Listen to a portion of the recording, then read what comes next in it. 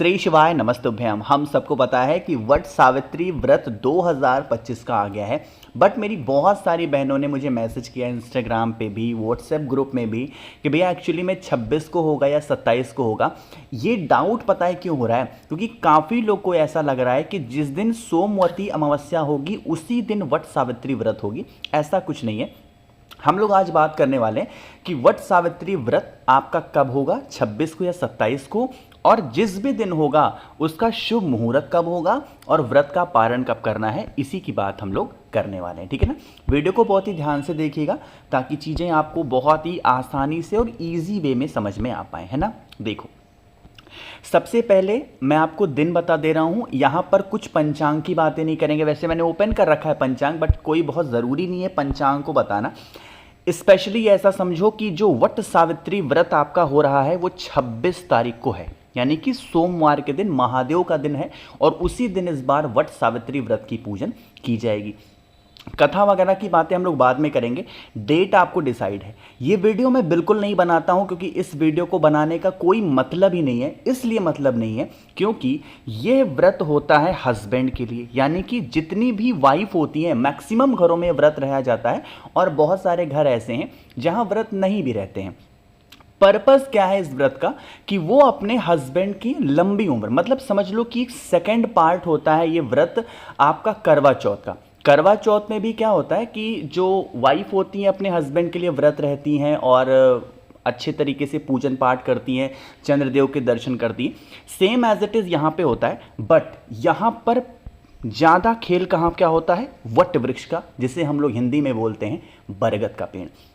जितनी भी मेरी बहनें हैं, किसी की बातें मत सुनो, ना मेरी सुनो। बहुत सारे वीडियोस पड़े हुए हैं यूट्यूब पे, बहुत सारे चीज़ें लिखी हुई हैं गूगल पे। कहीं से मत पूछो, किसी से मत पूछो। आपके घर में जो बड़े बुजुर्ग हों, जो भी आपके आपसे बड़े हों, आपसे पहले आपके खानदान में, अपने पड़ोसी से नहीं पूछना है, फ़ोन करके अपने और लोगों से नहीं पूछना है, दोस्त यार से। जो आपके घर में आपके सास ससुर हों, आपकी भाभी हों, देवरानी हों, जेठानी हों, जो भी लोग व्रत इससे पहले रह चुकी हैं, उनसे पूछना है कि हम लोग के यहाँ व्रत कैसे रहा जाता है। ये एक बहुत ही स्पेशल तरीका होता है वट सावित्री व्रत का, क्योंकि हर एक फैमिली में आप जितनी वीडियोस देखोगे यूट्यूब पे ना, हर एक वीडियो में अलग अलग प्रोसेस बताया जाता है कि ये ले लो तो ऐसे ले लो।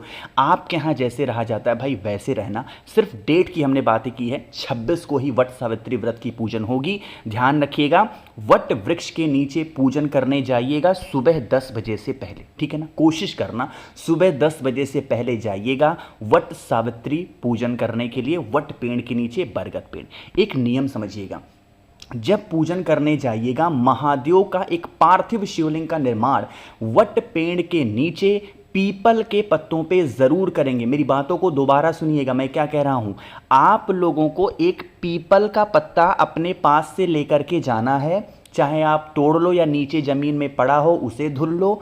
उसे लेकर के वट वृक्ष के नीचे, बरगद पेड़ के नीचे जाना, और बरगद के पेड़ की ही मिट्टी से एक पार्थिव शिवलिंग का निर्माण इस पीपल के पत्ते के ऊपर आप लोगों को कर देना है। ठीक है ना? करने के बाद में पूजन अर्चना करना, जैसे आपके यहाँ पूजन होती होगी पूजन करना।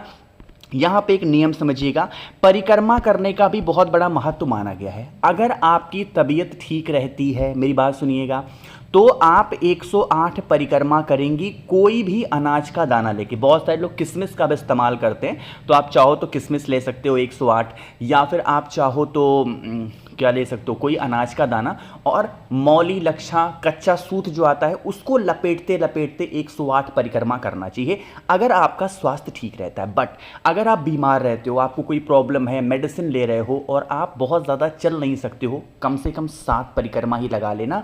महादेव का स्मरण करके वटकेश्वर महादेव का ध्यान करिएगा। आपके हस्बैंड और वाइफ में हमेशा प्रेम बना रहेगा। दोनों लोग में कभी भी लाइफ में लड़ाई होती है, आज से एक नया रेवोल्यूशन स्टार्ट कर दो कि कुछ भी हो जाए हम लोग आपस में बहस नहीं करेंगे। बैठो हस्बैंड और वाइफ और बात करो कि देखो भाई आज हम व्रत रह रहे हैं, हमें कोई गिफ्ट नहीं चाहिए, बट अगर हम लोग के बीच में कभी कोई क्लेश होता है, कोई लड़ाइयाँ होती है, तो हम लोग उसको उसी दिन शॉर्ट आउट करेंगे, नेक्स्ट डे के लिए उसको नहीं छोड़ेंगे। ठीक है ना? इस बात को ध्यान रखिएगा और वट सावित्री व्रत को ज़रूर करेंगे, ठीक है ना। बहुत ज़्यादा मुझे बताना नहीं था, मेरा सिर्फ पर्पज़ ये होता है आप लोग को बताने का कि आपकी फैमिली में, परिवार में जैसे भी लोग व्रत रहते हैं वैसे रहा करो, किसी की मत सुना करो, ना मेरा सुनो ना किसी का सुनो। व्रत त्यौहार हमेशा अपने खानदान का, अपने पूर्वजों का लेके चलना चाहिए, तभी उसका फल मिलता है। आप नया कुछ स्टार्ट कर दोगे, कोई फल उसको आपको देखने को भी नहीं मिलेगा, कोई मतलब नहीं होगा ना। इसीलिए मैं बहुत ज़्यादा नहीं बता रहा हूँ, ठीक। तो वीडियो पसंद आती हो तो लाइक ज़रूर करिएगा। मेरे जितने भी भाई बहन आवाज़ आज मेरी पहली बार सुन रहे हैं, चैनल को सब्सक्राइब करेंगे और मैक्सिमम लोगों तक इस वीडियो को शेयर करिएगा। श्री शिवाय नमस्तुभ्यम।